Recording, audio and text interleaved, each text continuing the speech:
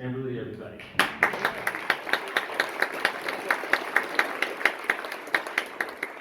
a little shorter, so we're going to get fancy with it. Hi, I'm Amberlie. Pleasure to have y'all here. Thank y'all for coming.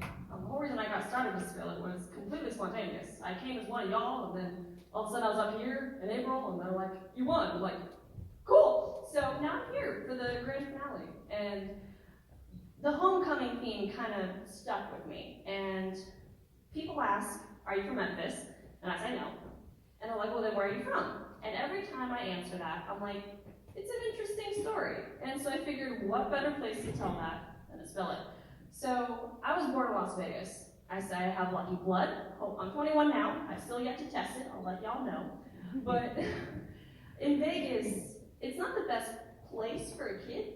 You could probably imagine why. So I was there for the first 13 years of my life, and then a whole bunch of places in between. Everywhere that I've lived, just imagine a 5-hour radius. I've lived within sections of that. But in my almost 22 years, I've lived in over 22 different houses. I kind of lost track. 15 different schools. Home is a very loose place. But I started in Vegas.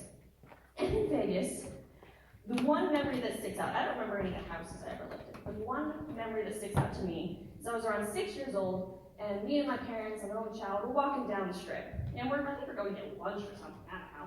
And we're walking, holding our hands, and then all of a sudden my mom's like, close your eyes and stand behind me. And I'm like, okay. I listen to what she says, I have no idea why. And it's only a few years later when I bring it up to my parents, I'm like, why did y'all do that? And they're like, there was this man with a raincoat that was clear, that didn't have anything on underneath. And so there's this man where you can see everything walking down the street. And I'm like, does that count as public indecency? He's got clothes on. They're just clear. And so that story sticks out in my mind as like, when people say I'm from Vegas, I think of raincoat man. Really glad I didn't see him. Pretty sure they told me he was in his late 60s. He was just having a happy little day. It wasn't even raining. It doesn't rain in Vegas. It's like 100 degrees all the time. I don't know. He was doing this thing. But then moving forward, a bunch of houses in between. There's a place called Sandy Valley. It was literally hell. Sandy Valley. 125 degrees, air conditioning broke. I had a washcloth here, and here, just to fall asleep. But moving on, moved to Arizona. And in Arizona, a bunch of different places around that area. And it's really hot. It's dry heat. Nothing like Memphis. But over the summer, my mom decided she wanted a hot dog cart. So she had a Jeep, and we would tow our little hot dog cart to this flea market every day for the entire summer. And I was super happy because I got to ride this super dope tricycle thing. It had like the wheel in the front and then the 2 wheels in the back with a basket, and it had a little bell. And so I was just going around, and I was selling sodas for $1. I was a happy camper. But there was this one man at this hot dog cart that every day he would come and he would talk to my mom about his famous spaghetti for over an hour. Every day.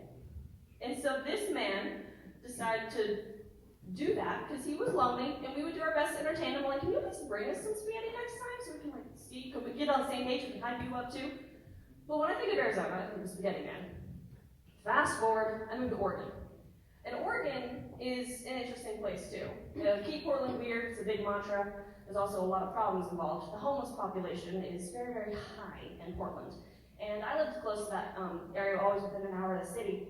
And one time I'm headed to my prom. The date's there, and we're walking to the Portland Art Museum, which is where we were able to go for the dance. And there's this woman, and she's standing outside the biggest new/used bookstore in the entire world. It's called Powell's. It's an entire city block and 7 stories tall. It's a really, really cool building. I recommend all of you go. But she was standing outside this building, and she had a little tiny table and a typewriter. And she was selling poetry. She was homeless. She was trying to sell poetry. And I remember walking by her, and at that point, I didn't have any cash. I was 16 years old. Like, I'm just trying to get to prom. I'm sorry. But I remember it being like, I love what you're doing. This is awesome. Like, keep it up. Hopefully, one day you'll be a famous author. You'll have your anthology. Go forth from there and make a happy life. And so when I think of Oregon, I think of typewriter chick. And then fast forward, I moved to lovely, lovely Memphis, Tennessee, which, by the way, is my favorite city that I've ever lived in. So, snaps for Tennessee, snaps for Memphis. I love this place. It has my entire heart. And Memphis, to me, what has made this place so amazing is, one, Southern hospitality is real. I didn't know people could be nice, like normally. Like, it's so, y'all are great. Like, y'all are so kind all the time. It makes me so happy. But Memphis has just been this overabundance of incredible people. And so when people ask me when I was younger what home was, in my head it was always like that bright red door, the white picket fence, and like the golden retriever running up as soon as you walk inside. And then as I got older, I'm like, I don't really know where home was. But now, like here, one, Memphis is by far my favorite place, like I've said, but I realized that home is people. I can't tell you what any of the houses I look like. I don't remember the addresses. Like I said, there's a lot.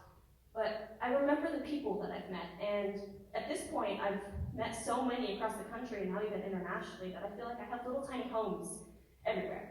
And it's an incredible feeling, because the people and the things that you meet, the people and the things you experience together, that's kind of what becomes home. So I just want to say, like, people are awesome, and people in Memphis are awesome. And I'm so glad that I got to kind of share y'all my homecoming story, because honestly,